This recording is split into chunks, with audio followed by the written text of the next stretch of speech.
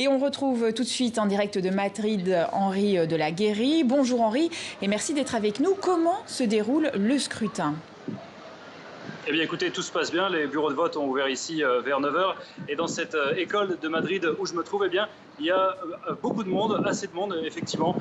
Les gens me disaient qu'il y avait un peu plus de monde que d'habitude parce qu'on le sent, ce sont des élections un petit peu particulières qui seront marquées par l'entrée de l'extrême droite au Parlement espagnol, une première depuis la fin de la dictature. Et les électeurs que j'ai pu rencontrer eh bien, me parlaient tous de Vox, de cette extrême droite. Il y a ces électeurs socialistes très inquiets de voir que Vox eh bien, pourrait avoir un poids important dans ce Parlement, pourrait aider à la formation d'un gouvernement de droite. Et puis il y a tous ces anciens électeurs de droite qui, eux, ça y est, font le pas, votent pour Vox, notamment pour défendre l'unité de l'Espagne. C'est ce qu'ils me disent. Et Vox a surtout eu du succès autour de la crise catalane, plus que sur la crise migratoire. On aura les premières estimations à 20 h à la fermeture des bureaux de vote, mais les résultats tomberont que dans la soirée et il faudra sans doute attendre plusieurs jours, voire plusieurs semaines avant de savoir si Pedro Sánchez, le leader socialiste, est en mesure de former un gouvernement et de trouver des alliés.